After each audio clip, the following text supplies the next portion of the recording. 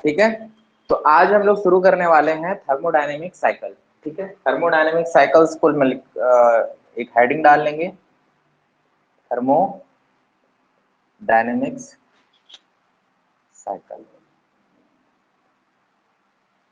Thermodynamics हम लोग पढ़ लिए हैं।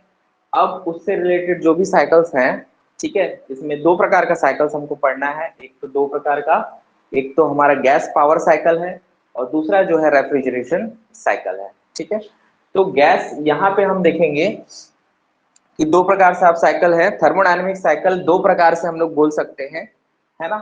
तो दो प्रकार से बोल सकते हैं, एक तो हमारा पावर साइकिल होगा, ठीक है, और दूसरा जो होगा वह होगा रेफ्रिजरेशन साइकिल।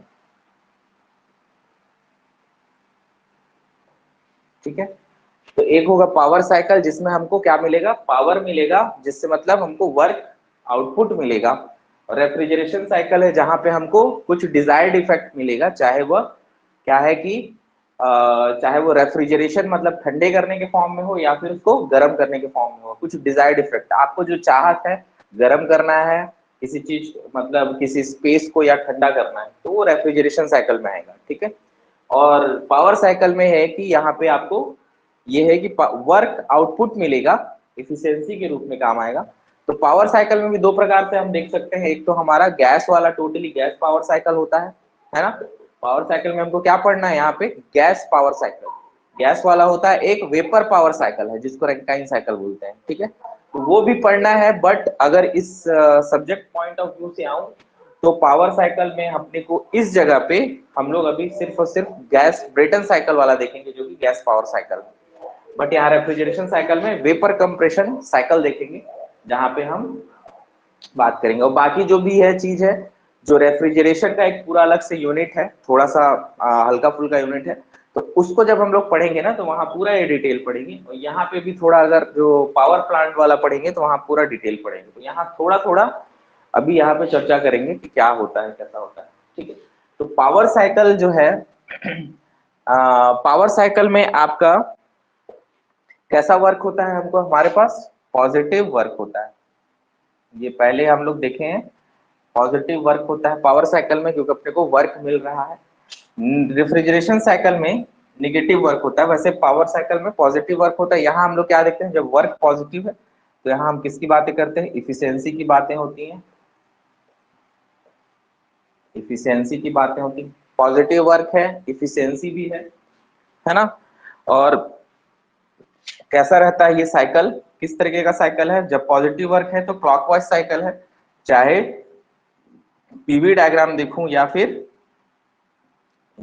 टीएस डायग्राम में देखें। पीवी और टीएस में क्लॉकवाइज होता है, जैसे कल चर्चा किया गया था, तो क्लॉकवाइज में आपको पॉजिटिव वर्क मिलता है। ठीक है, तो क्लॉकवाइज हो गया। और यहाँ पे फ्लूइड की जो एनर्जी है वह डिक्रीज होती है। जिस मीडियम को आप यूज कर रहे हैं, जिसके जिसके हेल्प से क्या मिलेगा, आपको पावर मिलेगा। जैसे कि पेट्रोल है ना, पेट्रोल जैसे कि कोल हो गया, कोल पेट्रोल ये सब जितने हैं ना, वो यूज करेंगे अगर हम लोग पावर जनरेट करने के लिए, मतलब वर्क पॉजिटिव वर्क के लिए। तो वो क्या है कि अपनी एनर्जी को इसमें, अपनी एनर्जी को जैसे वो हीट होती है तो अपनी हीट को क्या इनपुट दिया, तो मतलब वो एनर्जी को क्या है अपना डिक्रीज करती है। मतलब खुद पेट्रोल अपनी एनर्जी को देते हुए क्या करती है, वर्क जनरेट करती है। यहाँ वो फ्लूइड की जो एनर्जी है वह डिक्रीज हो रही है। ठीक है, पेट्रोल, हाई स्पीड डीजल जो भी बोल सकते हैं, जिस जो फ्लूइड यूज कर रहे हैं हम लोग पावर जनरेट करने के लिए। ठीक है, रेफ्रिजरेशन साइकिल जो है वह है निगेटिव वर्क। निगेटिव वर्क क्योंकि यहाँ पे अपने को वर्क देना पड़ता है। अब जैसे कि मैंने आपको बताया था, सेकेंड लॉ ऑफ थर्मोडायनेमिक्स हम लोग जब पढ़ रहे थे, तो क्या है कि जब हमको लोअर टेम्परेचर से हायर टेम्परेचर की तरफ जाना रहता है, क्योंकि वहां पे अपने को जो स्पेस है उसको क्या करना है, ठंडा करना है। तो लोअर टेम्परेचर से आपको हायर टेम्परेचर की तरफ जब जाना रहता है तो आपको कुछ ना कुछ क्या करना पड़ता है, वर्क इनपुट देना पड़ता है। इसलिए जो work done on the system होगा यहाँ पे, तो work done on the system होने का मतलब क्या है कि निगेटिव वर्क, तो निगेटिव वर्क यहाँ मिलता है। ठीक है, यहाँ पे जो है एफिशिएंसी की बात नहीं होगी, यहाँ पे सीओपी की बात होगी, कोएफिशिएंट ऑफ परफॉर्मेंस।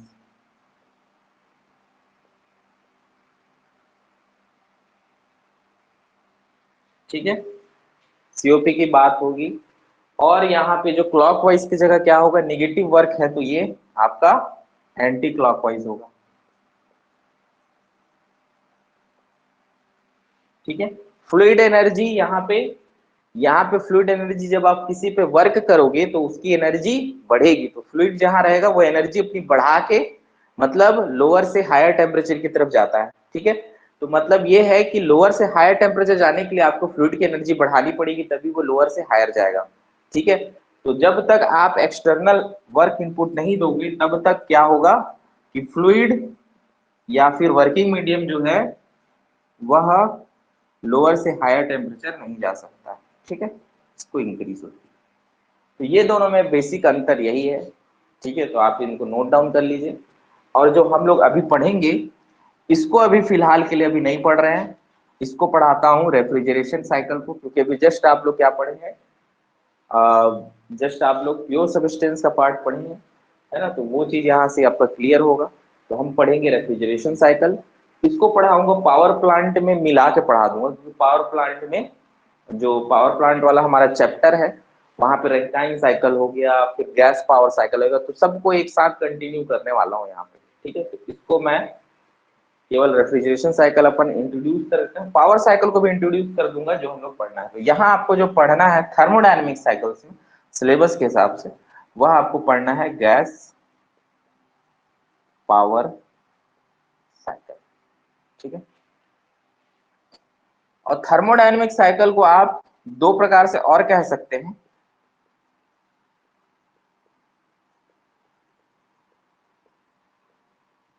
एक तो आपका गैस गैस का साइकिल होगा। ठीक है, गैस के साइकिल्स हो सकते हैं।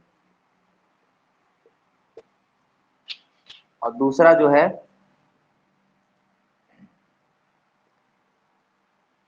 वेपर साइकिल्स हो सकता है। ठीक है, थर्मोडायनेमिक साइकिल को दो तरीके से और आप लोग डिफाइन कर सकते हैं, एक तो गैस साइकिल्स हो सकता है और वेपर साइकिल्स हो सकता है। तो गैस साइकिल्स जो है वह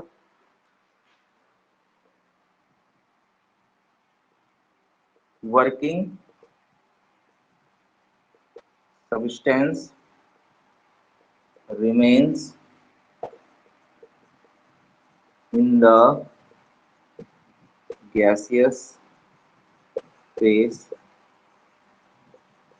throughout the cycle।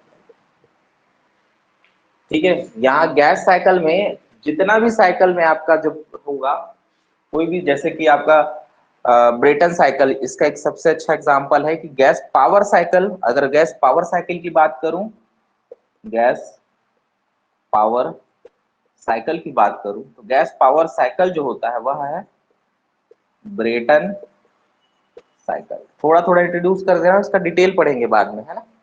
तो ब्रेटन साइकिल जो है ये सवाल, यही सवाल पूछ लेता है कई बार आप लोग, है ना, कि गैस पावर साइकिल का नाम ब्रेटन साइकिल। ठीक है, या फिर बोल सकते हैं cycle which is used in air craft. ठीक है,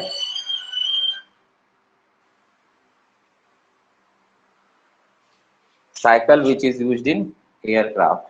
ठीक है, और एयरक्राफ्ट में भी साइकिल इसका ब्रेटन साइकिल का कौन सा साइकिल, इसका आइडियल साइकिल यूज करते हैं। आइडियल, देखो जो जो मिल रहा है ना सब लिखते जाओ, जो मैं लिखाते जा रहा हूँ सब लिखते जाओ, क्योंकि इंपॉर्टेंट, क्योंकि बहुत सारा चीज अपने को देखना है। Ideal Brayton cycle. ठीक है, तो cycle which is used in aircraft, aircraft मतलब हमारे एरोप्लेन में यूज होता है वह साइकिल है, उसको यूज करना है। तो गैस साइकिल दो प्रकार का साइकिल हो सकता है थर्मोडायनेमिक साइकिल में, एक तो गैस पावर साइकिल हो सकता है, जो गैस पावर साइकिल रहेगा वह क्या है, ब्रेटन साइकिल। और एक गैस रेफ्रिजरेशन साइकिल। ठीक है, गैस एयर रेफ्रिजरेशन साइकिल, तो गैस ही है, एयर। आइडियल ब्रेटन साइकिल में कौन सा मीडियम यूज होता है, आइडियल ब्रेटन साइकिल में कौन सा मीडियम यूज होता है, वह है एयर। ठीक है, गैस के रूप में एयर को यहाँ यूज करते हैं। ठीक है, तो एयर को जब यूज करोगे तो यहाँ पे एयरक्राफ्ट में आप यूज कर सकते हैं। ठीक है, तो ब्रेटन साइकिल एयरक्राफ्ट में जनरली यूज होता है। ठीक है, बहुत सारा कंडीशन है इसका, जब हम इसको पढ़ेंगे तो मैं बताऊंगा। तो एक ऐसे इंट्रोड्यूस कर दिया हूँ ताकि आप लोग याद रखो, छोटा छोटा चीज है। Gas power cycle working substance, इसके सारे के सारे प्रोसेस जो रहेंगे इस साइकिल में, उसमें क्या होगा, वर्किंग मीडियम जो रहेगा वह गैस का रहेगा। ठीक है, गैस रहेगा। वेपर साइकिल में आधा वेपर रहेगा और आधा गैस रहेगा। ठीक है, तो हम इसमें बोल सकते हैं कि working substance remains in the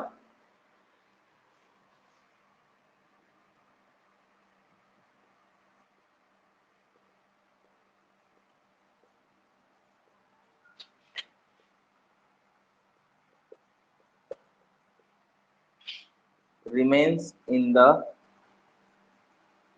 liquid phase for half cycle and vapor phase for the another half cycle। ठीक है, यहाँ पे क्या है कि जो वेपर साइकिल होंगे उसमें क्या है, लिक्विड फेस में आपका आधे साइकिल तक लिक्विड फेस रहेगा और आधे साइकिल तक आपका क्या रहेगा, वेपर फेस में। ठीक है, तो जैसे कि हम लोग वैसे भी पढ़े हुए हैं, अभी वेपर वाला और जो प्योर सब्सटेंस पढ़े हैं वहां से ये चीजें। तो वेपर साइकिल में भी दो प्रकार का हम, एक तो वेप, अगर पावर के रूप में देखोगे, पावर साइकिल देखो, पावर से इसमें क्या होता है, इसमें पावर साइकिल भी आएगा गैस साइकिल में, और इसमें रेफ्रिजरेशन भी आएगा। ठीक है, मतलब पावर साइकिल जब गैस साइकिल का कहलाएगा तो वो क्या कहलाता है, ब्रेटन साइकिल। ठीक है, और जब आपका रेफ्रिजरेशन वाला में आएगा तो उसको अलग से नाम है बेल कॉलिमन, वो अलग मैं बता दूंगा नाम। ठीक है, जब रेफ्रिजरेशन में आएगा, तब रेफ्रिजरेशन में आएगा तो उसके भी दो हिस्से हैं। ठीक है, वेपर साइकिल में देखोगे तो वेपर में आपका अगर पावर साइकिल आएगा तो वेपर पावर साइकिल क्या होता है, यहाँ अलग से मैं लिख दे रहा हूँ। ठीक है, यहाँ पे अलग से ऐसी थोड़ा थोड़ा जानकारी, ताकि आप लोग के लिए कभी कभी यहीं से क्वेश्चन निकल के आ जाए। वेपर पावर साइकिल जो होगा वह क्या है, रैंकाइन साइकिल।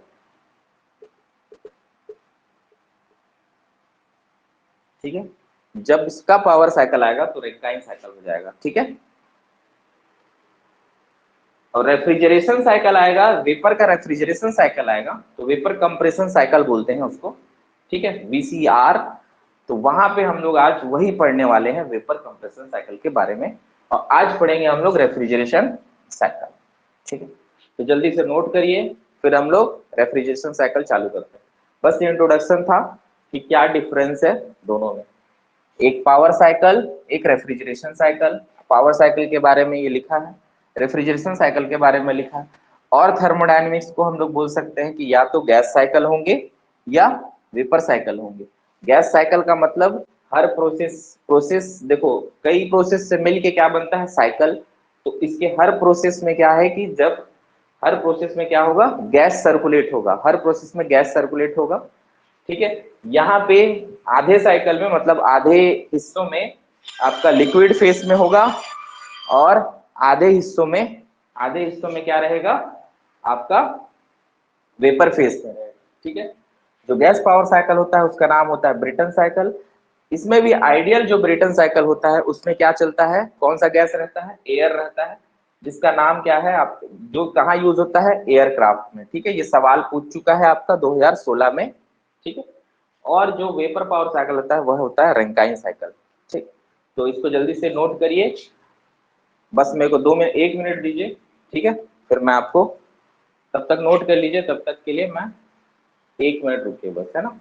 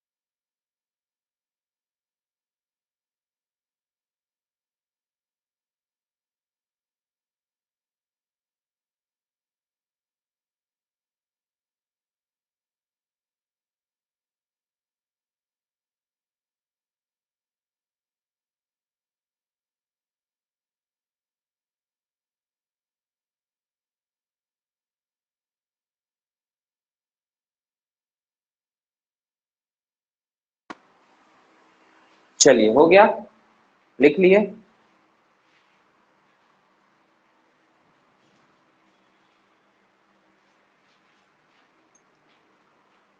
डन, आगे चलें।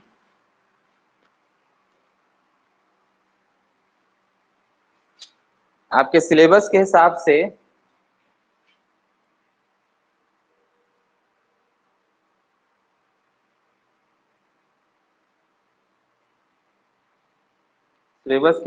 से मैं देखता हूं तो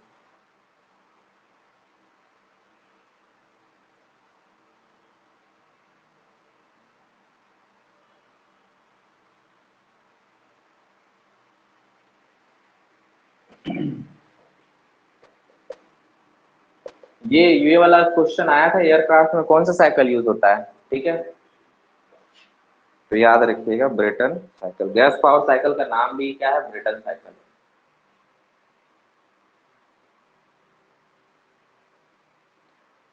ठीक है।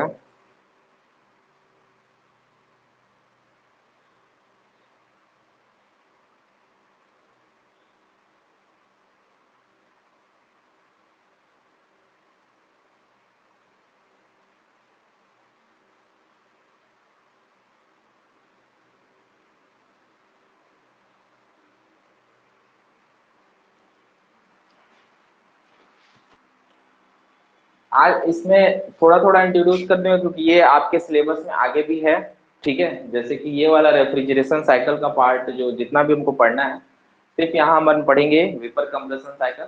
उसके बाद जो भी चीजें हैं रेफ्रिजरेशन एंड एयर कंडीशनिंग करके है, वहां पे हम लोग पूरा इसका डिटेल देखेंगे, ठीक है। जितना भी रेफ्रिजरेशन में जो भी चीजें हैं यहाँ, और पावर साइकिल में यहाँ पे कंप्रेसर टरबाइन वगैरह जितनी चीजें हैं, ठीक है, यहाँ पे आएंगी। तो जो भी चलेगा ये पूरा इकट्ठा लाइन से चलेगा। तो मतलब अभी सिलेबस जो है आपका ऐसा नहीं कि थर्मोडायनेमिक्स अटैच है, तो ये साथ में पूरा अटैच है। पावर साइकिल जब पढ़ाऊंगा तो पूरा का पूरा आपका पावर प्लांट वाला चीज यहाँ पे क्लियर होगा, ठीक है। तो रेफ्रिजरेशन साइकिल शुरू करते हैं हम लोग। रेफ्रिजरेशन साइकिल को लिखिए। पहले तो आप लोग को ये पता होना चाहिए कि रेफ्रिजरेशन है क्या चीज, है ना। तभी आप बता सकते हैं कि भाई रेफ्रिजरेशन साइकिल में क्या क्या चीजें होंगी। चलिए पहले देख लेते हैं रेफ्रिजरेशन क्या है।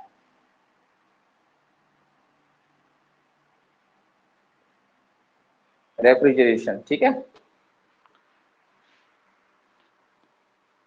तो रेफ्रिजरेशन क्या है कि किसी भी स्पेस को, चाहे जैसे कि एग्जांपल के लिए लूं, कोई भी स्पेस, चाहे आपका रूम हो, चाहे वो क्या बोलते हैं फ्रिज का अंदर का हो, तो फ्रिज फ्रिज का अंदर का स्पेस। तो हमारे लिए तो यही है अपने जनरल पर्सपेक्टिव से कि हमारे पास फ्रिज है, या फिर बोलेंगे कि रूम है जहाँ पे आप एसी लगाए हैं, जहाँ पे ठंडक आएगा, है ना। तो दो प्रकार से हो सकता है, ठीक है। तो यहाँ पे हमने ये देखा है कि दोनों में क्या है कि जो स्पेस है उस स्पेस को ठंडा करने का काम करना, the process of making the space low of lower temperature than the surrounding temperature. आपको जो बाहर के तापमान से अगर कम ठंडक मतलब ठंडा चाहिए, तो उस स्पेस को मेंटेन करने का जो प्रोसेस है वो क्या कहलाता है, रेफ्रिजरेशन, ठीक है। तो बोलेंगे it is the process of maintaining A space, it is the process of maintaining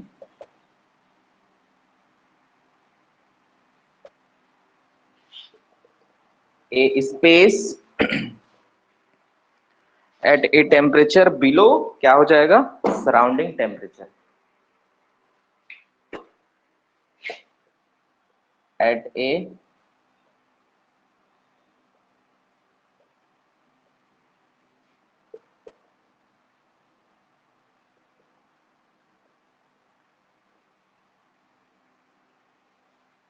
ठीक है। मतलब सराउंडिंग टेम्परेचर से आप कम चाहिए तो क्या होगा, वो प्रोसेस क्या कहलाएगा, आपका रेफ्रिजरेशन, ठीक है। तो जब सराउंडिंग टेम्परेचर से मतलब टी सराउंडिंग आपका अधिक है, टी आपका जहां स्पेस है, तो आपको क्या चाहिए कि स्पेस का टेम्परेचर कम करना है, तो स्पेस के टेम्परेचर से, ठीक है, जैसे एग्जाम्पल ये देखो टी का स्पेस, यहां से आपको क्या करना है, हीट को बाहर निकालना है। और ऐसा कोई मशीन लगा रहेगा, चाहे वो रेफ्रिजरेटर हो, चाहे कुछ भी हो सकता है, ये मशीन क्या है, हीट को उठा के फिर सीधा कहाँ फेंकेगा, सराउंडिंग में, जिसका तापमान अधिक होगा। ठीक है, अब इसको लोअर टेम्परेचर से मतलब ये है कि, ये चीज याद रखिए, इन दिस प्रोसेस रेफ्रिजरेशन में हीट मस्ट बी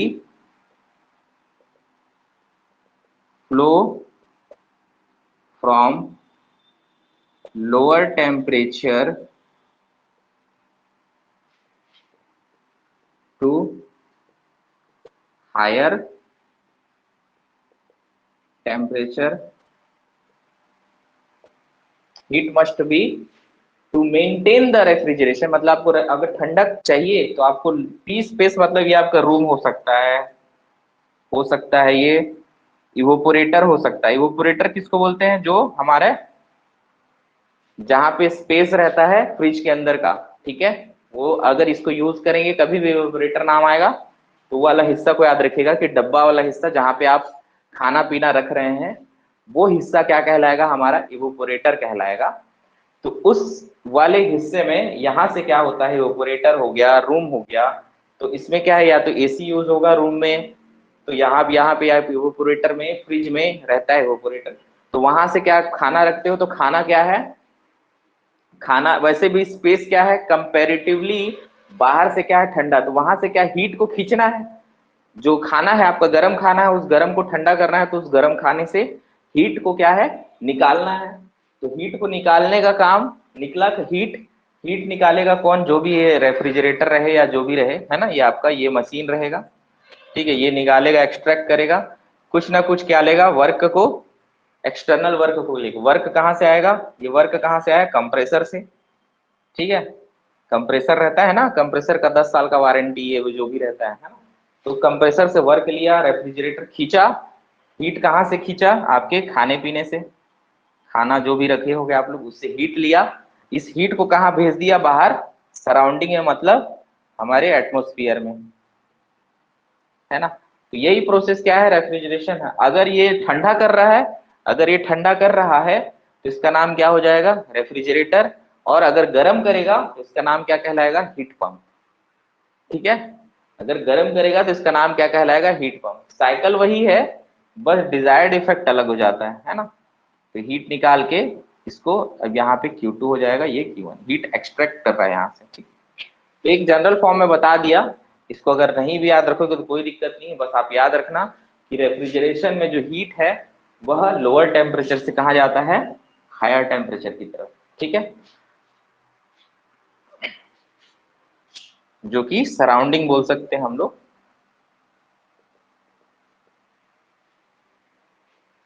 तो इसको नोट करिए, फिर देखते हैं रेफ्रिजरेंट्स क्या क्या है। अब इससे हीट निकालने का काम कौन करेंगे, इससे हीट निकालने का काम कौन करेंगे, कुछ होते हैं रेफ्रिजरेंट। रेफ्रिजरेंट क्या है कि एक मीडियम होता है जो साइकिल में फ्लो करता है, ठीक है, तो रेफ्रिजरेंट्स क्या है,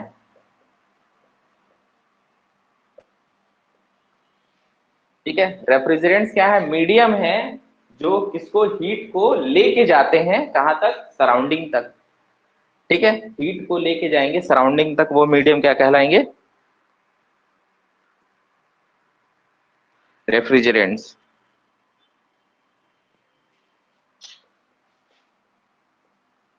the substance that are used to transfer heat from lower temperature to higher temperature surrounding are known as refrigerant. Refrigerant वह है जो हीट को लेके जाते हैं, अब कोई ना कोई तो हीट को लेके जाएगा, ठीक है, ऐसा तो नहीं कि हवा में उड़ रहा है कहीं भी जा रहा है, तो या तो खुद एयर हो सकता है मीडियम, या रेफ्रिजरेंट में बहुत सारे मीडियम है, जैसे रेफ्रिजरेंट होते हैं ना, जो हम लोग बोलते हैं ये हालांकि फ्रिज में यूज होता है आज के डेट में R134A जनरली यूज होता है, जो हमारे घरेलू फ्रिज में यूज होता है। पहले यूज होता था R12, नाम है अलग अलग, रेफ्रिजरेंट का नाम है, ठीक है। तो ये सब जो रेफ्रिजरेंट है ये क्या है, हीट ऑलरेडी इनका ठंडक ज्यादा रहता है, बहुत ठंडे रहते हैं।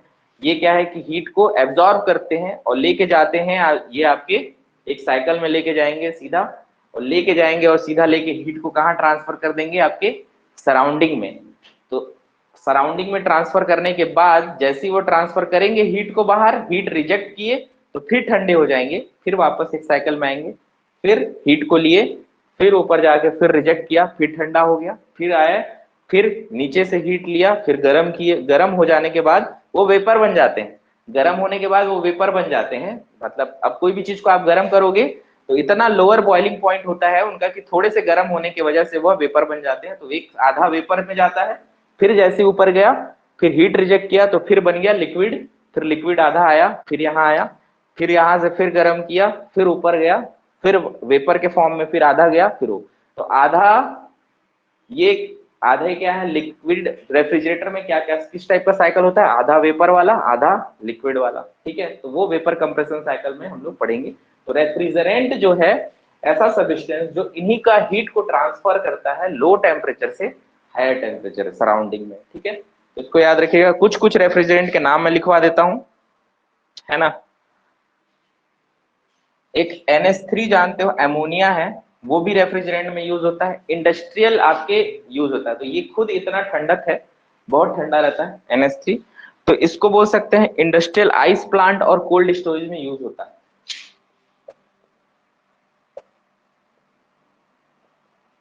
इंडस्ट्रियल, या एग्जाम्पल के लिए बोलूं तो आइस प्लांट या कोल्ड स्टोरेज में यूज होता है, ठीक है। लेकिन जनरली इसको ध्यान पूर्वक रखा जाता है NH3 को, क्योंकि ये ज्यादा फ्लेमेबल है। जैसे ही थोड़ा सा कुछ रिएक्शन हुआ ऑक्सीजन या इधर उधर के साथ, तो ये क्या है कि तुरंत आग लग जाएगा। तो अमोनिया क्या है कि फ्लेमेबल है, तो थोड़ा ध्यान देना पड़ता है, और ऊपर से टॉक्सिक भी है, मतलब ये जहरीला भी, ठीक है। तो कई बार प्लांट में यूज करते हैं, आइस प्लांट या कोल्ड स्टोरेज में, बट बहुत ध्यान पूर्वक रखा जाता है। थोड़ा सा भी एक्सीडेंट हो गया तो यहाँ पे क्या है कि बहुत नुकसान हो सकता है। तो NH3 हो गया। मैंने बोला एक R12 नाम का भी होता है,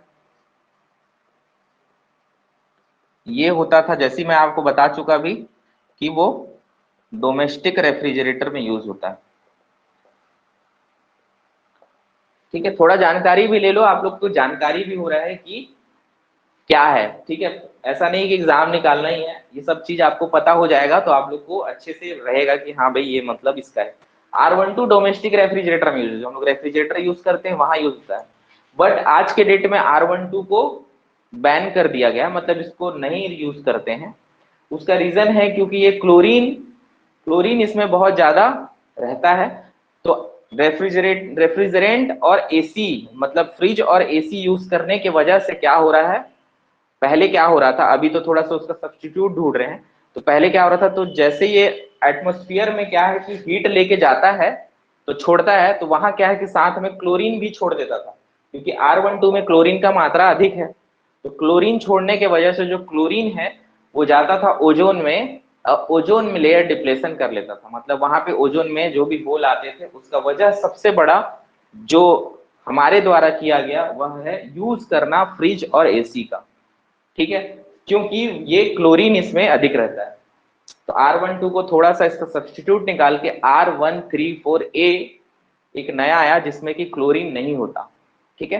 तो वो वाला चीज अब यूज कर रहे हैं, पहले इसको बंद कर दिया गया। ये बहुत यूज हो रहा था R12 डोमेस्टिक रेफ्रिजरेटर में, बट अब R134A आ रहा है, ठीक है। तो 112 को बोलेंगे हम डोमेस्टिक रेफ्रिजरेटर के लिए। R22 जो है वो विंडो एयर कंडीशनर में, ठीक है। विंडो एसी में यूज होता है R22, ठीक है।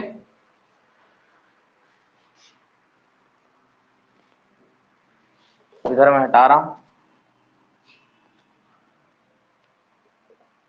R11 जो है वह सेंट्रल एयर कंडीशनिंग में यूज होता है। ठीक है, कुछ नाम याद रखिए, पूछ सकता है। ठीक है, एक सवाल तो पूछा ही हुआ है इसका। और ये मैं बोला R134A, ये जो है डोमेस्टिक रेफ्रिजरेटर या फिर कार के एसी में यूज होता है। तो कार के एसी में कौन सा रेफ्रिजरेंट यूज होता है? R134A इंपॉर्टेंट है, सवाल पूछने का संभावनाएं है। ठीक है, R134A ये बहुत इंपॉर्टेंट है। और CO2 कार्बन डाइऑक्साइड, ठीक है, CO2 का दूसरा नाम है, CO2 को हम बोलते हैं यहाँ पे, इसका यूज है ड्राई आइस ट्रांसपोर्टेशन। बहुत इंपॉर्टेंट, कई बार सवाल पूछता है, ड्राई आइस भी बोलते हैं इसको। ठीक है, सूखा बर्फ, ड्राई आइस।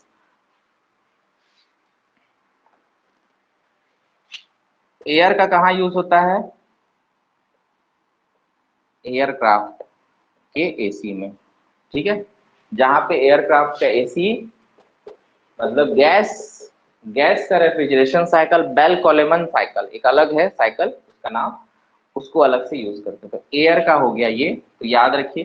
तो जो CO2 है उसका नाम ड्राई आइस भी बोल सकते हैं कि CO2 है ना। इतना ठंडा रहता है कि अगर आप उसको नॉर्मल किसी भी पानी में डाल दो, जो बादल बनाते हैं हम लोग, मतलब आर्टिफिशियल रूप से, जैसे मूवी वगैरह में नहीं बादल का ऐसा सा दिखता है, वो क्या है कि ड्राई आइस को डाल देंगे पानी में, फिर उसका तुरंत बादल की तरह वह दिखता है। आज ही अगर देख लोगे यूट्यूब में डालना, ड्राई आइस को दिखा देगा कि वो ड्राई आइस पूरा कॉम्पैक्ट आता है, इतना ठंडा रहता है कि -80 -100 डिग्री सेंटीग्रेड तक रहता है वो। ठीक है, तो जैसी आप उसको जैसी पानी में डालने के बाद वो तुरंत वेपराइज हो जाएगा। मतलब ड्राई आइस को अगर आप यूज कर रहे हो, ठीक है, ड्राई आइस को यूज कर रहे हो, तो ये ड्राई आइस डायरेक्ट कन्वर्ट होगा अगर पानी में डाल दिया आपने, जैसी डायरेक्ट डायरेक्ट, तो ड्राई आइस मतलब सॉलिड से लेके सीधा ये कन्वर्ट हो जाएगा किसमें? ये वेपर में कन्वर्ट होगा। तो सॉलिड से डायरेक्ट वेपर वाला हिस्सा है, लिक्विड का नाम ही नहीं आएगा यहाँ। मतलब बीच में लिक्विड आता है लेकिन डायरेक्ट सॉलिड से ये वेपर में हो जाता है। जैसे इसको पानी में डालोगे, कहाँ डालोगे? वाटर में डालोगे। तो ठीक है, ये सब एक्स्ट्रा नॉलेज दे रहा हूँ कि हाँ ये अलग से है। तो जैसे ही डालोगे तो तुरंत वे वेपर, तो इसलिए बादल बना देता है तुरंत, है ना। बादल वाला जो ऐसे धुआं धुआं वेपर वेपर आता है, वो चीज के लिए यूज करते हैं। तो आर्टिफिशियल रूप से बादल बना देते हैं, तो ड्राई आइस का यूज करना है, कर लेते हैं लोग। तो कुछ रेफ्रिजरेंट के नाम लिख लिए हैं। अब देखते हैं हम लोग रेफ्रिजरेशन इफेक्ट।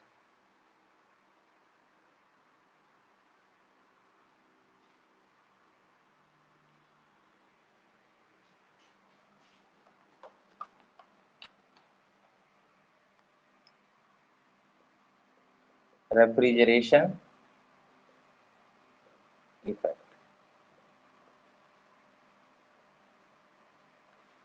ठीक है। रेफ्रिजरेशन इफेक्ट क्या है? अब तक देख रहे थे कि हम लोग हीट को निकालना है, और हीट को निकालना है कहाँ से? हमारे ठंडे वाले स्पेस से हीट खींचना, एक्सट्रैक्ट करना। वही हीट एक्सट्रैक्शन जिस हीट को हम निकाल रहे हैं, ठीक है, वही हीट क्या है? रेफ्रिजरेशन इफेक्ट है बोलेंगे। ठीक है, तो इसको बोलेंगे it is the amount of heat absorbed from the lower temperature space। ठीक है, रेफ्रिजरेट मतलब कितना हीट निकाला लोअर टेम्परेचर से, मतलब थोड़ा सा जैसे जहां भी स्पेस है लोअर टेम्परेचर का, वहां से हीट निकालना, यही है रेफ्रिजरेशन। ठीक है, जैसे ये वाला साइकिल है, जितना निकाला ये लोअर टेम्परेचर है और ये हायर टेम्परेचर। सराउंडिंग है ऊपर, ठीक है। तो जितना हीट निकाला वो रेफ्रिजरेशन इफेक्ट आ जाएगा।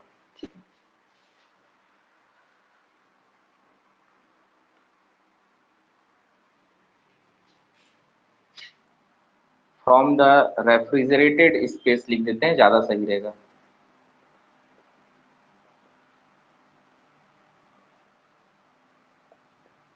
To maintain it at a lower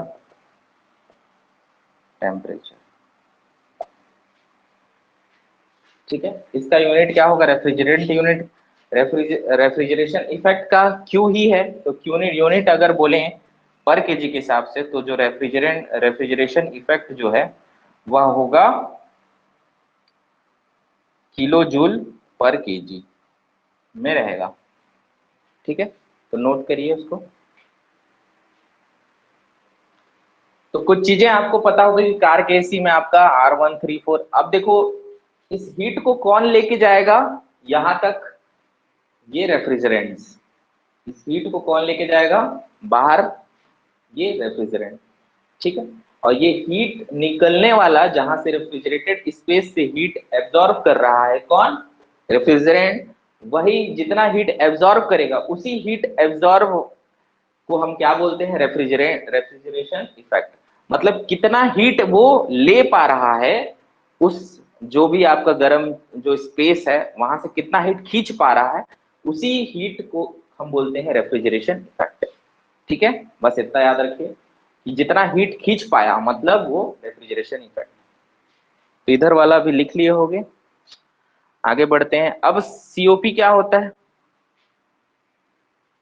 COP coefficient of,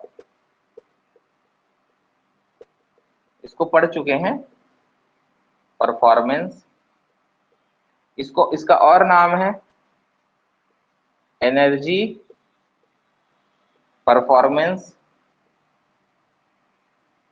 ratio भी बोलते हैं। कंफ्यूज मत होना, एनर्जी परफॉर्मेंस रेशियो बोल दिया तो वो भी सीओपी। ये क्या होता है सीओपी या energy performance ratio, desired effect by energy input.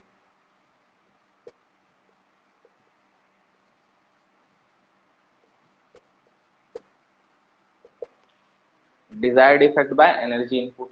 जब आपको डिजायर्ड है, आपको चाहत, डिजायर्ड मतलब चाहत आपकी क्या, चाहत अगर आपको ठंडा करना है, चाहत अगर आपको ठंडा करना है, ठीक है।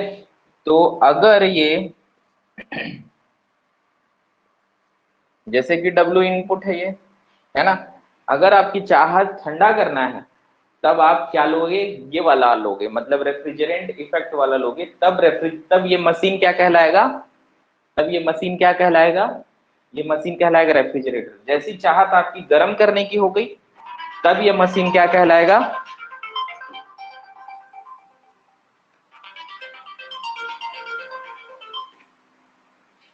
तब ये मशीन क्या कहलाएगा, जैसी गर्म करने की चाहत हो गई तो हीट पंप, ठीक है, हीट पंप कहलाएगा।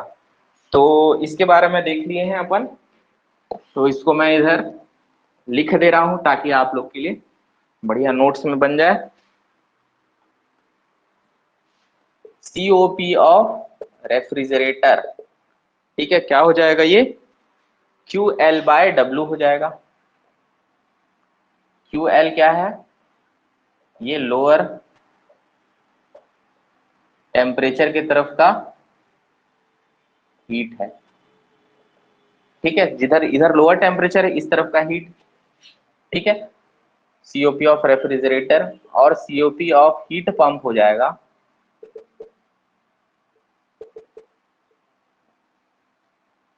क्यू हायर, ठीक है, हायर टेम्परेचर, जो यहाँ पे ये क्यू हायर रहेगा, ठीक है, गर्म, क्योंकि ये खींचा, खींचा तो ये गर्म हो गया, गर्म है तो गर्म को रिजेक्ट कर रहा है, मतलब ये क्यू रिजेक्शन ही है, तो आपका डब्ल्यू इनपुट, एनर्जी इनपुट।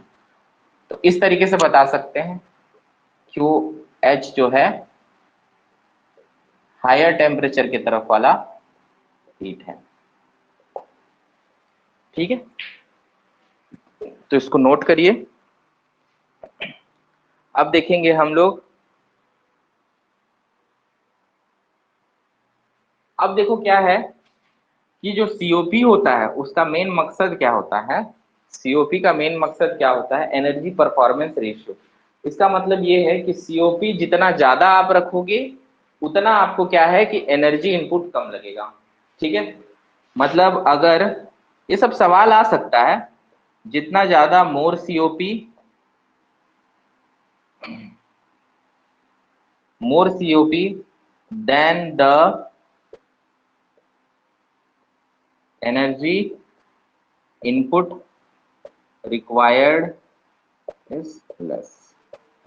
ठीक है, तो किसी अगर आपके मशीन का, रेफ्रिजरेटर का चाहे एसी का, अगर सीओपी अधिक है, अगर सीओपी अधिक है, इसका मतलब ये है कि आपको जो है कंप्रेसर से जो आप क्या है कि आपको एनर्जी है, मतलब बिजली खींचने, जो कितना बिजली ले रहा है वही मतलब है ना, कितना आपका इलेक्ट्रिसिटी कंज्यूम कर रहा है, या फिर बोलेंगे कि कंप्रेसर जितना ज्यादा लोड लगाएगा उतना ज्यादा क्या होगा कि इलेक्ट्रिसिटी कंज्यूम करेगा। तो जितनी ज्यादा सीओपी, अगर किसी मशीन की सीओपी ज्यादा है, इसका मतलब वह एनर्जी कंजम्पशन बहुत कम लेगा, मतलब आपका बिजली बिल कम आएगा। तो या फिर आपका कंप्रेसर लोड कम रहेगा, जब कंप्रेसर लोड कम रहेगा तो लाइफ अच्छी रहेगी। तो सीओपी जितना ज्यादा अधिक हो उतना अच्छा है। ठीक है, तो more COP then the energy input required is less. ठीक है, तो that's why more COP is desirable.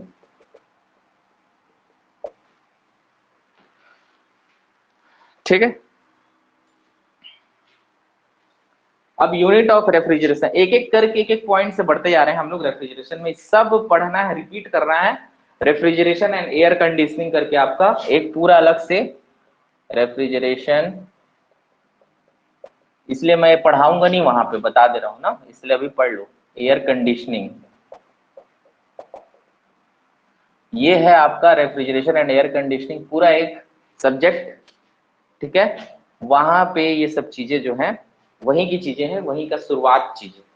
ठीक है, ताकि मैं आप लोग को ये चीज वहां पे नहीं बताऊंगा, तो इसलिए आप लोग इस चीज को यहाँ नोट डाउन कर लीजिएगा। फिर एक बार रिपीट कर दूंगा, बट आप लोग यहाँ से सीख लीजिए। साइकिल के लिए आ रहा हूँ, अभी साइकिल में डायरेक्ट चालू करता हूँ, उससे अच्छा ये है कि रेफ्रिजरेशन के बारे में आप लोग को थोड़ा जानकारी होना जरूरी है, तभी आप वेपर कंप्रेशन साइकिल को पढ़ पाएंगे, है ना, रेफ्रिजरेशन साइकिल।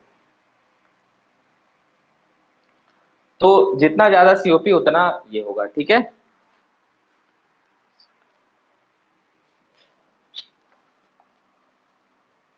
अब नेक्स्ट देखते हैं हम लोग यूनिट ऑफ रेफ्रिजरेशन, या फिर बोलते हैं इसको टन ऑफ रेफ्रिजरेशन। तो इसका मतलब क्या है टन ऑफ रेफ्रिजरेशन का, जैसे कि आप लोग को आज एक और इस ये सबसे नॉलेज मिलेगा, जैसे कि एसी का 1.5 टन का एसी है ना, 1.5 टन का एसी, 2 टन का एसी, 1 टन का एसी। 1 टन मतलब ऐसा थोड़ी है कि 1000 किलो का। ठीक है, और यहाँ पे भी टन का मतलब ये है कि कि टन का मतलब ये है कि टन जो है 1000 किलो होता है, उससे रिलेटेड तो है, उससे रिलेटेड है, बट ये यूएस टन की बात करेगा। जो अमेरिका में टन बोलते हैं ना, भारत में टन बोल रहे हैं, 1 टन बोल रहे हैं 1000 किलो, लेकिन अमेरिका में, यूएस में जो टन होता है वो 900 किलो होता है। ठीक है, तो 900 किलो वाला ही यूएस टन से आया है। तो मतलब 900 किलो का अगर आप वाटर से, ठीक है, मतलब 900 किलो वाटर से, पानी से 0 डिग्री सेंटीग्रेड पे अगर आप हीट एक्सट्रैक्ट करते हैं, और 0 डिग्री आइस एक्सट्रैक्ट मतलब हीट खींचा, जैसे हीट लेंगे, अगर वाटर से हीट लिया तो हीट लेने के बाद वो क्या बनेगा, आइस बनेगा, फेस चेंज होगा। तो 0 डिग्री सेंटीग्रेड पे अगर कोई पानी है, 900 किलो पानी, अगर वहां से हम लोग क्या है हीट को बाहर निकालें और वह 0 डिग्री सेंटीग्रेड पे ही आइस बन जाए, तो जितना हीट बाहर निकलेगा, ठीक है, उसी उसी को हम लोग टनेज ऑफ, मतलब कितना हीट रहेगा उसी को हम लोग बोलेंगे रेफ्रिजरेशन इफेक्ट। और उसका चीज को हम लोग यहाँ पे देखेंगे कि कैसे हो रहा है। ठीक है, इसको मैं लिखवा दे रहा हूँ ताकि आप लोग को ठीक रहे, है ना। लेकिन उसका भी 24 घंटे में ना, 24 घंटे में, हालांकि देखो 1 टन होता है आपका किलोवाट में बोल सकते हैं। 24 घंटे में, 24 घंटे में 900 किलो पानी से हीट निकालने का जो प्रोसेस, कितना हीट निकला, उसी प्रोसेस, वही चीज है हमारा टन ऑफ रेफ्रिजरेशन। ठीक है, तो इसको मैं लिखवा रहा हूँ कि it is defined as the amount of heat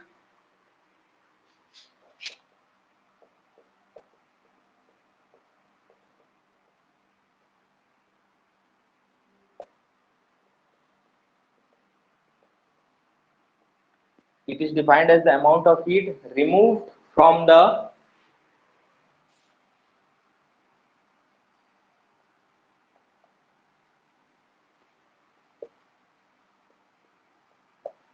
1 US ton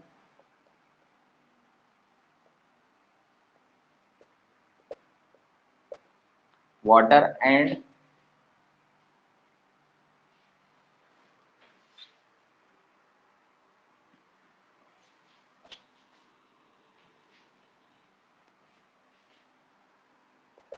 at 0 degree centigrade and convert into ice. It is defined as the amount of heat removed from the 1 US ton of water at 0 degree centigrade and convert into ice at 24 hours. 24 घंटे में ये unit of refrigeration 1 ton का मतलब क्या होता है? 1 ton का मतलब है ना, 1 टन जो बोलते हैं ना, 1 टन ऑफ रेफ्रिजरेशन इफेक्ट, ये किसका डेफिनेशन है? 1 टनेज ऑफ रेफ्रिजरेशन, इसका जो है 1 TR बोलते हैं, 1 TR नाम भी है इसको। बोलते हैं हम लोग कि 900 किलो पानी जो कि 0 डिग्री सेंटीग्रेड पे रहे, अगर उसको हम कन्वर्ट कर दें आइस में 24 घंटे के अंदर, 24 घंटे में, ठीक है, तो वो जो हीट निकालेगा वही हीट क्या है आपका? Tonnage of refrigeration. तो हीट का हीट कितना हो गया जी? M × L। ठीक है, मास कितना है? 900 किलो इंटू लेटेंट हीट आपका होता है आइस का, जो जो हम लोग पानी से निकाल रहे हैं, 336.7 किलो जूल पर केजी में। ठीक है, तो इसको जब सॉल्व करोगे तो लगभग आपका आता है किलो जूल पर सेकेंड में। अगर बोलूं 24 घंटे में निकालना है तो जो भी आएगा 24 घंटे में निकालना है, तो 24 घंटे में देखो ये आएगा किसमें? किलो जूल, किलो जूल में आ जाएगा। और टनेज ऑफ रेफ्रिजरेशन क्या होता है? Q/T। ठीक है, तो Q/T वॉट में आ जाएगा, मतलब 900 गुणित 336.7/24 घंटे, सेकेंड में कन्वर्ट करोगे 3600, तो लगभग आएगा 3.5167 किलो वॉट। तो बहुत इंपॉर्टेंट ला रहा हूं, 1 TR जो होता है 1 टन होता है 3.5167 किलो वॉट।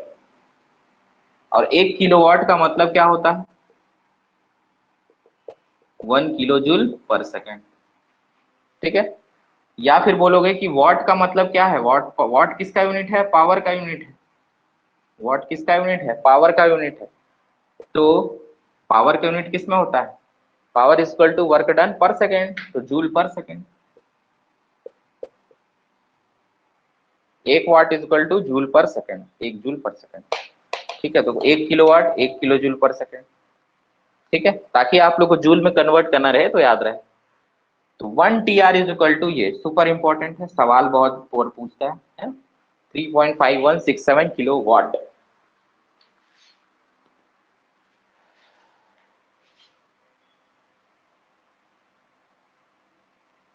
ठीक है, तो यहाँ पे एक चीज और है, एक तो इसमें पूछेगा 1 टनेज जो है आपका,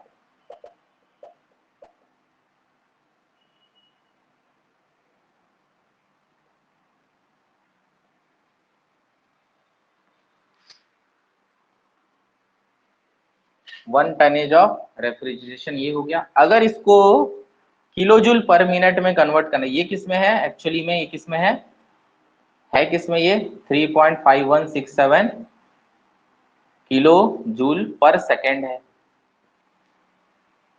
ठीक है। तो अगर इसको पर मिनट में कन्वर्ट करना है, पर मिनट में, देखो सेकेंड है तो मिनट में कन्वर्ट करने के लिए क्या करोगे, 3.5167 गुणित 60 कर दोगे, तो लगभग आता है 211 किलो जूल पर मिनट। तो ये भी सवाल पूछ लेता है 1 टनेज जो है पर मिनट में भी पूछ सकता है, और आपका पर जिसमें किलोवाट में भी पूछ सकता है। तो किलो जूल पर मिनट में 211 और लगभग ये 3.5167, तो इम्पोर्टेंट है, याद रखिएगा। तो हम लोग का जो एसी होता है वो कितना हीट खींच सकता है, 1 टन वाला कितना हीट खींच सकता है, कितना पावर है, 3.5 किलोवाट का हीट को खींच सकता है। मतलब 24 घंटे में 3.5 किलोवाट खींच सकता है, 24 घंटे में, ठीक है, 24 घंटे में इतना खींच रहा है ना। तो यही है इसका कंसेप्ट, जो हमारा फ्रिज जो एसी होता है, 1 टन का एसी, 1.5 टन का एसी, 1.5 टन का एसी का मतलब हो गया ये कितना, लगभग लगभग इसका आधा और कर दोगे तो 5 के आसपास, 5 5.25 के आसपास है ना। तो 5.25 किलोवाट को जो वो 24 घंटे में एक्सट्रैक्ट कर सकता है, खींच सकता है। तो उसको खींचने में अभी कंप्रेसर पावर नहीं है, ये खींचने का ताकत है। ये मत सोचना कि इतना बिजली बिल लाएगा, है ना, ये खींचने का ताकत है, हीट को खींचने का है। कंप्रेसर तो अलग चीज हो गया, कंप्रेसर, है ना। तो जनरली क्या होता है, 1.5 टन के एसी में कम से कम कंप्रेसर का जो बिजली लेने वाला है वो लगभग लगभग 1200 से 1500 तक फ्लक्चुएट करता है, 1000 से 1500 तक।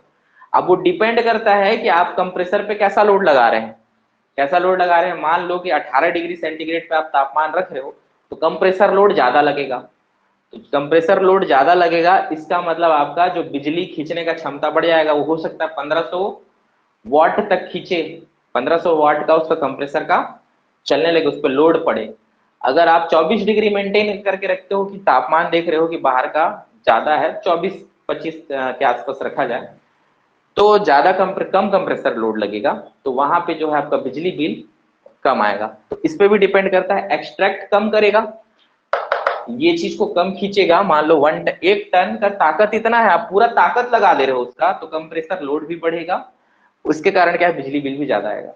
बट अगर आप इसका पूरा यूज नहीं कर रहे हो 1 टन का, मतलब कम खिंचवा रहे हो आप, कम गर्मी, अगर आपके रूम में ज्यादा गर्मी है तो आप बहुत ज्यादा ठंडक में रखोगे तो लोड बढ़ जाएगा एसी पे। एसी पे लोड बढ़ने की वजह से कंप्रेसर पे लोड बढ़ेगा, कंप्रेसर क्या करेगा, बिजली खींचेगा।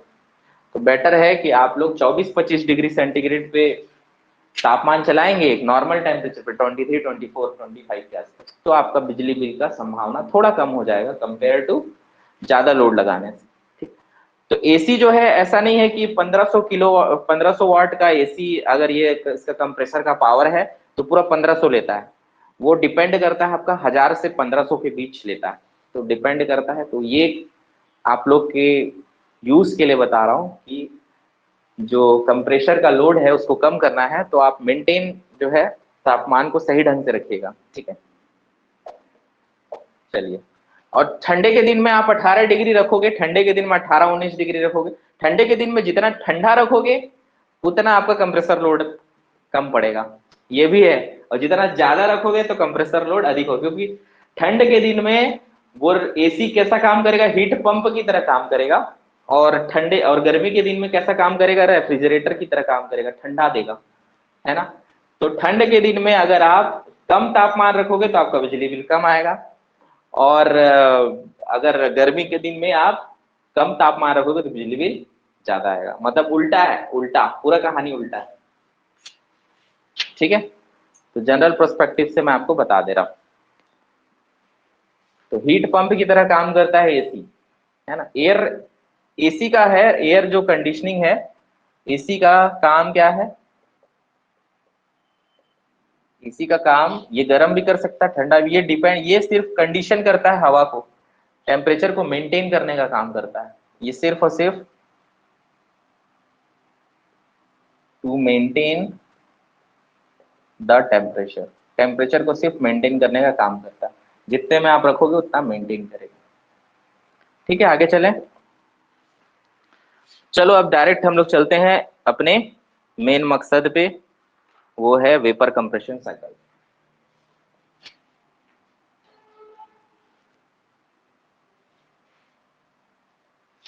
चलिए मेन अब उसमें आ गए हैं, वेपर कंप्रेशन साइकिल, VCR भी बोलते हैं। तो वेपर कंप्रेशन साइकिल जो हमारा रेफ्रिजरेटर है वो इस पे काम करता है, वेपर कंप्रेशन साइकिल पे। ठीक है, रेफ्रिजरेटर या एसी जो भी है वो काम करेगा वेपर वेपर कंप्रेशन साइकिल पे। वेपर कंप्रेशन साइकिल पे क्या होता है कि अगर उसका मैं टीएच डायग्राम बनाऊं, vapour compression cycle is an irreversible cycle. एक चीज याद रखिए कि वेपर कंप्रेशन साइकिल जो होता है is an irreversible cycle. Vapour compression cycle is an irreversible cycle, irreversible cycle है। दूसरा कि because in this cycle there is throttling process which is irreversible। ठीक है, तो ये इंपॉर्टेंट पॉइंट है कि थ्रॉटलिंग प्रोसेस क्या है, हमारा इरिवर्सिबल है। तो यहाँ एक प्रोसेस आता है वेपर कंप्रेशन साइकिल में जो कि एक थ्रॉटलिंग होता है।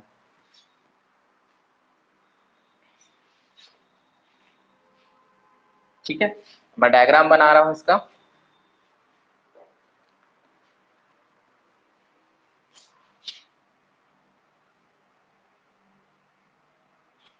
एक होगा कंप्रेसर,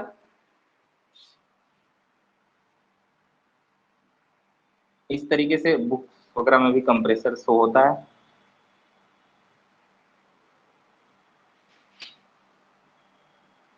फिर होता है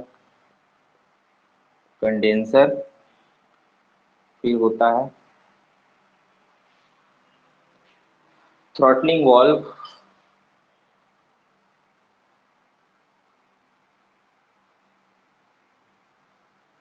ठीक है ये है।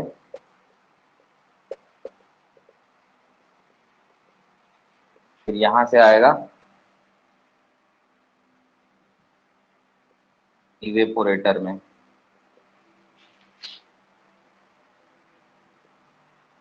ठीक है, तो यहां को ले लेते हैं 1, यहां से निकला ये 2, यहां निकला ये 3, यहां निकला ये 4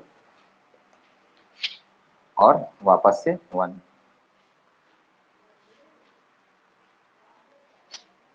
ठीक है, तो ये साइकिल है, दिख रहा है ना। हाँ, तो देखो क्या हो रहा है, क्या हो रहा है कि जो सबसे पहले क्या हुआ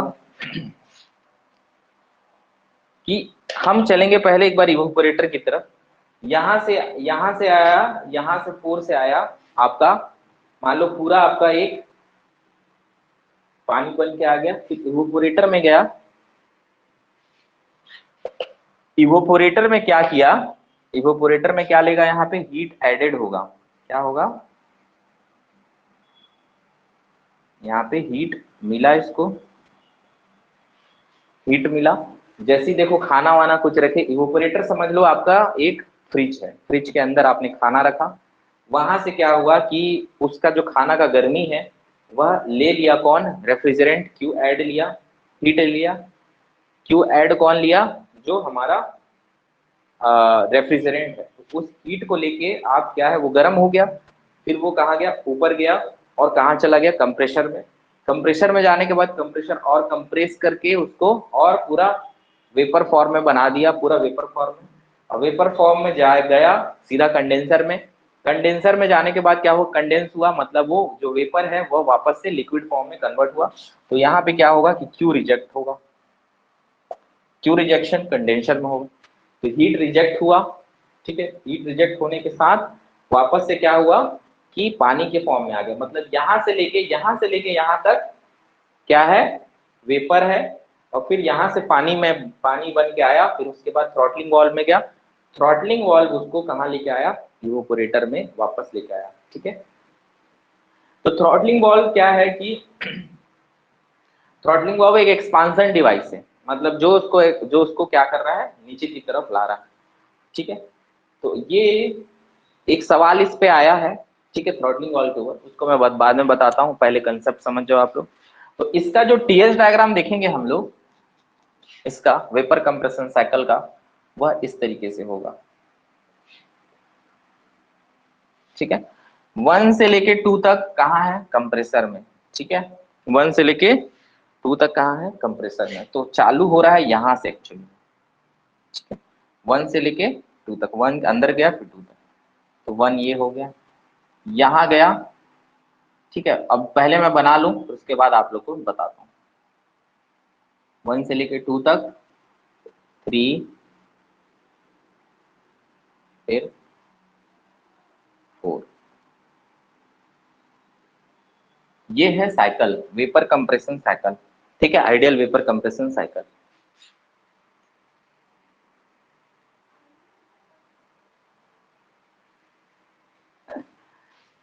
ठीक है, वेपर कंप्रेशन साइकिल।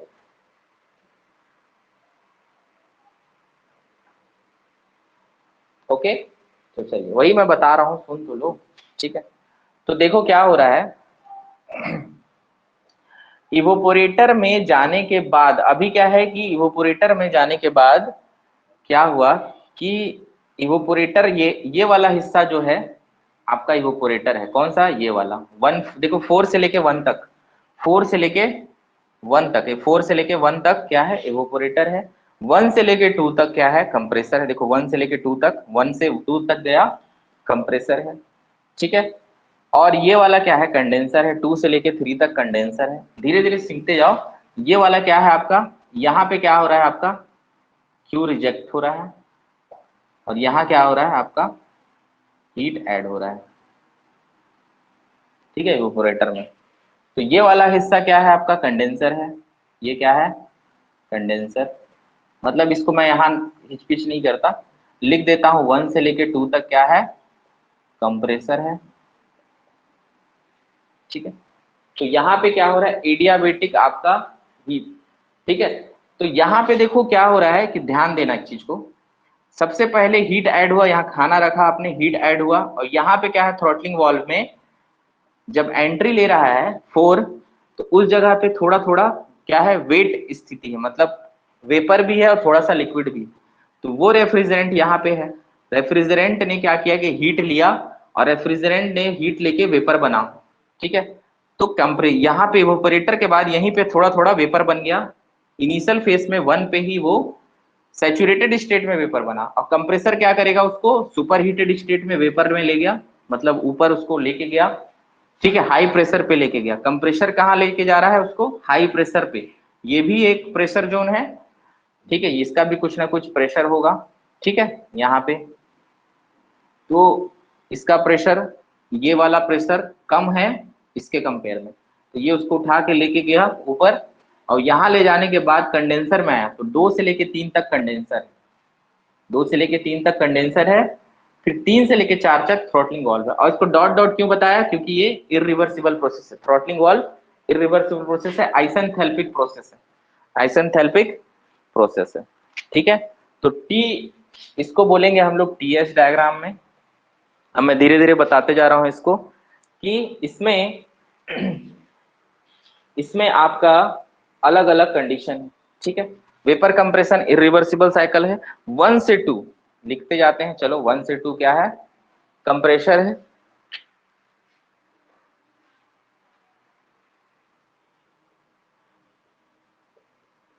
रिवर्सिबल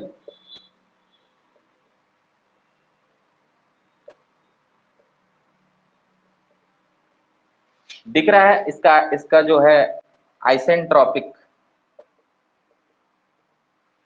1 से 2 क्या है, कंप्रेसर। ठीक है, उसके बाद फिर 2 से 3 क्या है, कंडेंसर, 2 से 3 क्या है कंडेंसर। कंडेंसर में क्या हो रहा है, constant pressure heat rejection.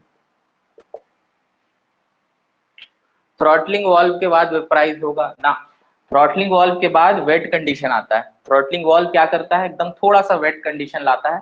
Vaporise जो है इवेपोरेटर के बाद चालू होता है, ठीक है।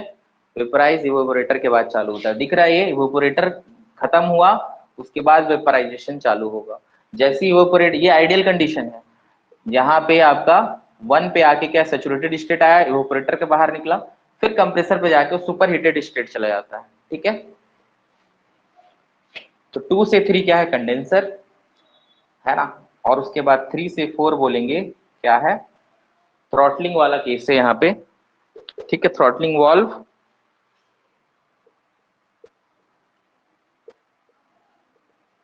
इसको बोलते हैं हम लोग आइसेंथैल्पिक, मतलब यहाँ पे आपका H3 इक्वल टू H4 होगा, है ना,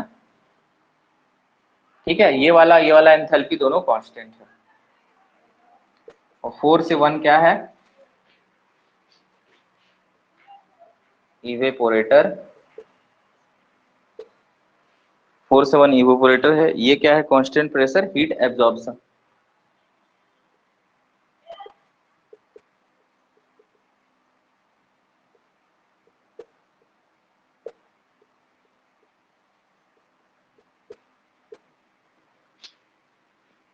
ठीक है, तो ये 4 इसके प्रोसेस हैं। इस 4 प्रोसेस से मिलकर साइकिल बना जिसका नाम है रेफ्रिजरेशन। ये आपका वेपर कंप्रेशन साइकिल। क्या साइकिल है, वेपर कंप्रेशन साइकिल, ठीक है। आइडियल वेपर कंप्रेशन साइकिल बोल सकते हैं क्योंकि इसमें अलग अलग कंडीशन है, ठीक है। अलग अलग मशीन लगा देंगे तो अलग अलग कंडीशन आएगा, ठीक है। कंप्रेशर के साथ में अगर आप इंटरकूलिंग लगा दोगे तो अलग आएगा, इस टाइप का कहीं कहीं अलग अलग कंडीशन। अब एक एक करके हम लोग देखेंगे। कंप्रेशर को देखते हैं। कंप्रेशर में जो कंप्रेशर वर्क है वह हो जाएगा H2 माइनस H1, ज्यादा दिमाग नहीं लगाना, चुपचाप लिख लेना है, H2 माइनस H1 हो जाएगा कंप्रेशर वर्क, ठीक है। फिर कंडेंसर में क्या होगा, कंडेंसर में हीट रिजेक्टेड, कंडेंसर में हीट रिजेक्टेड, ठीक है। कंप्रेसर कहां से कहां, 1 से लेके 2 तक है। कंडेंसर में हीट रिजेक्टेड कहां कहां है, 2 से लेके 3 तक है, 2 से लेके 3 तक है। तो क्यू रिजेक्टेड जो हो जाएगा वो मेरा होगा H2 माइनस H3,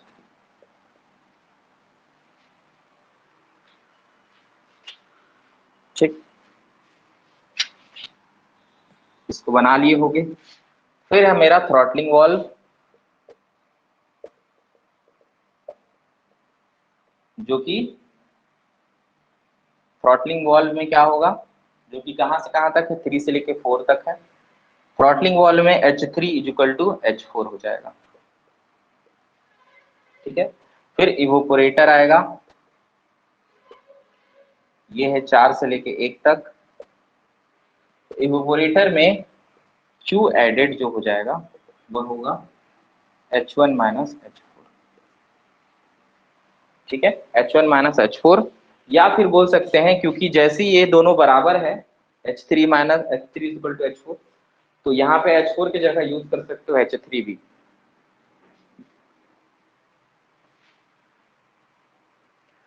देख लो 4 से 1 जो है क्यू ऐड हुआ, ऐड होने की वजह से क्या हुआ, पहले क्या था, 4 में क्या पोजीशन था कि पानी और थोड़ा सा वेपर दोनों है, वेपराइज नहीं चालू हो रहा है थ्रॉटलिंग वाल्व के बाद, हल्का सा वेपर बना है, हल्का सा वेपर, लेकिन सैचुरेटेड स्टेट वेपर में बनने का प्रोसेस जो है यहाँ पे होगा इवोपोरेटर में। ये 4 से लेके गर्म होते होते होते होते 1 में गया और सैचुरेटेड वेपर बना। अब यहाँ जाने के बाद कहाँ घुसा कंप्रेसर में। कंप्रेसर में घुसने के बाद सैचुरेटेड वेपर और ज्यादा गर्म हो गया और सुपर हीटेड स्टेट में आ गया। जैसे ही सुपर हीटेड स्टेट में आया तो घुसा कहाँ, कंडेंसर में, और कंडेंसर में घुसने के बाद वो हीट को रिजेक्ट किया, ऐसे रिजेक्ट करते कांस्टेंट प्रेशर पे हीट रिजेक्शन हो रहा है, देखो कांस्टेंट प्रेशर पे हीट रिजेक्शन हो रहा है, रिजेक्ट करते करते करते करते करते क्या बन गया, पूरा पानी बन गया, पूरा उसने हीट रिजेक्ट कर दिया। तो रिजेक्ट करने के बाद यहाँ थ्रॉटलिंग वाल्व आया, थ्रॉटलिंग वाल्व का सिर्फ और सिर्फ एक काम है, वो है सिर्फ प्रेशर को क्या करना, जस्ट क्या है, नीचे लाना, मतलब लोअर प्रेशर में लाना। ये हायर प्रेशर है, ये वाला जो है आपका हायर प्रेशर में क्या रहता है, कंडेंसर रहता है। और ये वाला लोअर प्रेशर जोन है, लोअर प्रेशर में क्या रहता है, ये सब भी आपका क्वेश्चन बन सकता है। लोअर प्रेशर में क्या है, इवोपोरेटर है।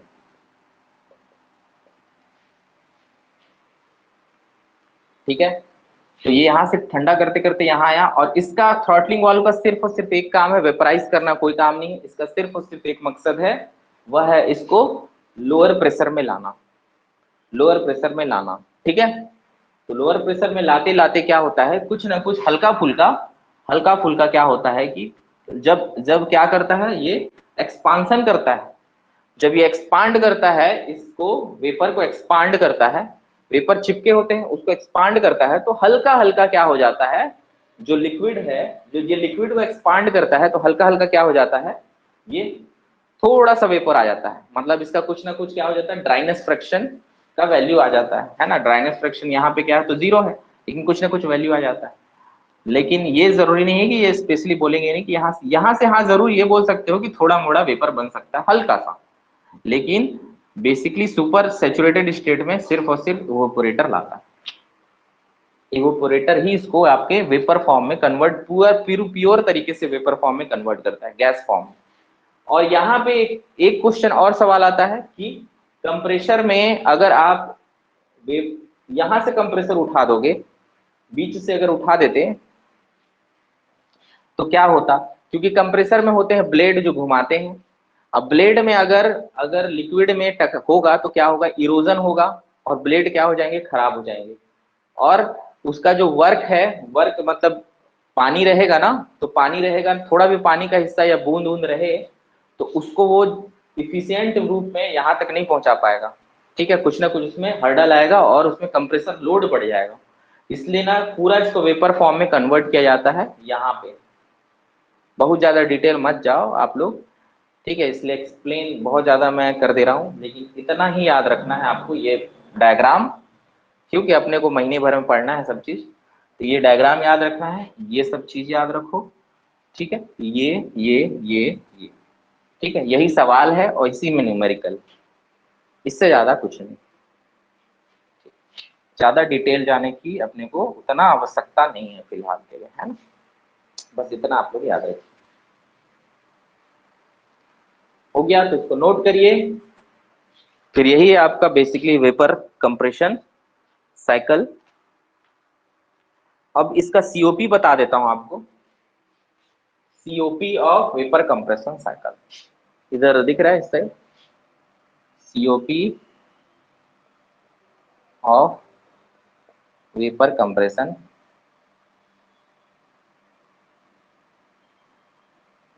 वीसीआर मतलब वेपर कंप्रेशन रेफ्रिजरेशन, याद रखिए। सीओपी डिजायर्ड इफेक्ट बाय क्या, हमारा वर्क इनपुट। तो ये जो है कंप्रेशन है, वर्क कंप्रेशन में ही केवल वर्क इनपुट है ये। सीओपी क्या हो गया,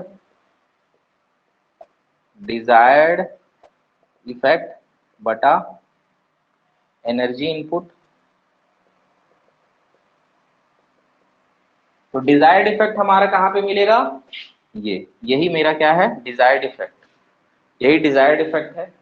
तो हम बोलेंगे यहाँ पे Q एडेड बटा W, याद रखिए। तो COP क्या हो जाएगा, COP is equal to Q added कितना है मेरा, H1 माइनस H4, और वर्क कंप्रेसर क्या है, H2 माइनस H1। इस पे सवाल आते हैं न्यूमेरिकल, फॉर्मूला आपको पता है, इस पे सवाल आएंगे ही आएंगे। तो इस बार चांसेस है, और पूछा भी है, सवाल पूछ चुका है आपके क्वेश्चन पेपर में, ठीक है। जब उसको आगे जब मैं रेफ्रिजरेशन एयर कंडीशनिंग पढ़ाऊंगा तो इसका सवाल को दिखा दूंगा। तो उसको याद रखिए, COP of refrigeration H1 minus H4, इस कंडीशन में मैं बोलूंगा H1 माइनस H4 बटा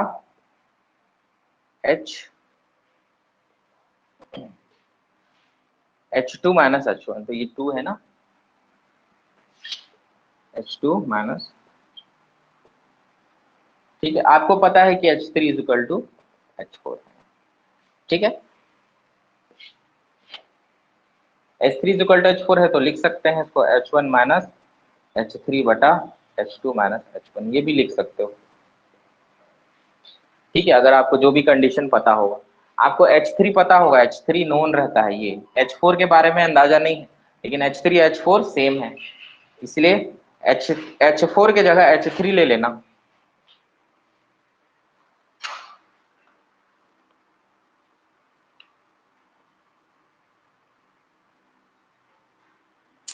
ठीक, तो ये हो गया मेरा वेपर कंप्रेशन साइकिल कंप्लीट, ठीक है। और कुछ कुछ मैं चीजें बता दे रहा हूँ, जैसे कि कुछ नाम अगर आ गया, 1 HP 1 horse power is equal to 746 watt, ठीक है। 746 वॉट होता है 1 हॉर्स पावर। किलोवाट में बोलोगे तो 0.746 किलोवाट 1 हॉर्स पावर।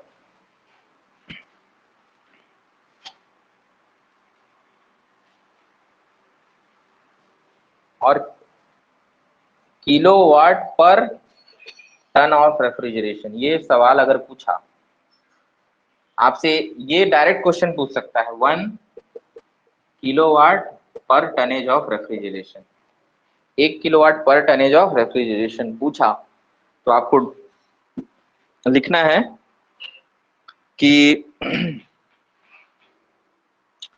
जो भी इसका 1 टन कितना होता है 3.5167 बटा जो भी सीओपी आएगा उसको आप लिख देंगे, ठीक है।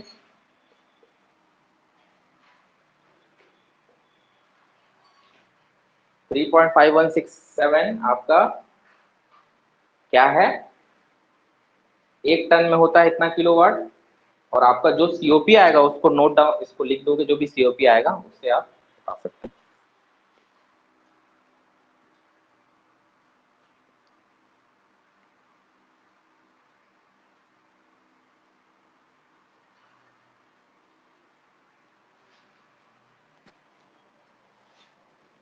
तो ये सवाल पूछ सकता है, ये तो सबको पता चल गया, ये इंपॉर्टेंट है, सुपर इंपॉर्टेंट। इसी पे सीओपी पे सवाल छोटे छोटे न्यूमेरिकल आते हैं, ठीक है, इस पे देख लेंगे हम लोग।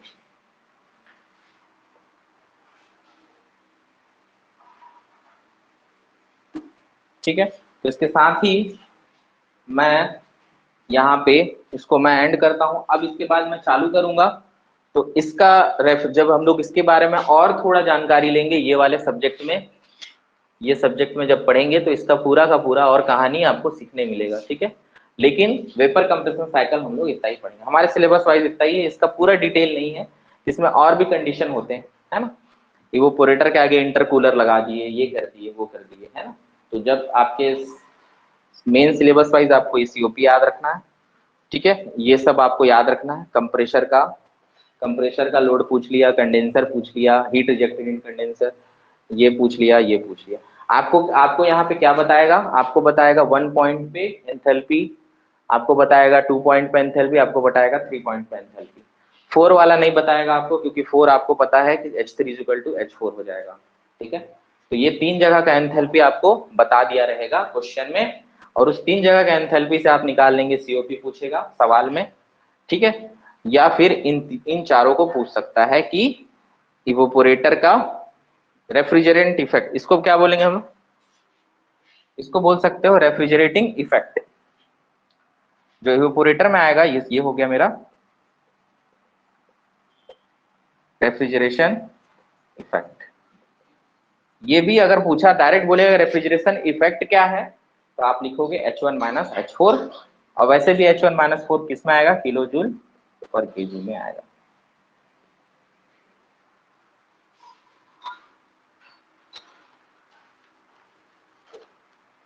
ठीक, तो आपसे एक सवाल क्या पूछ सकता है, रेफ्रिजरेशन इफेक्ट मतलब H1 माइनस H4 COP, ठीक है, या कंडेंसर में हीट रिजेक्शन या कंप्रेशर का वर्क इनपुट। बस ये, इससे ज्यादा सवाल नहीं पूछे, तो इतना आप लोग नोट डाउन कर लीजिए। जितना मैं बताता हूँ उतने को आप ध्यान दीजिएगा क्लास में कि हाँ ये क्वेश्चन आने की संभावना।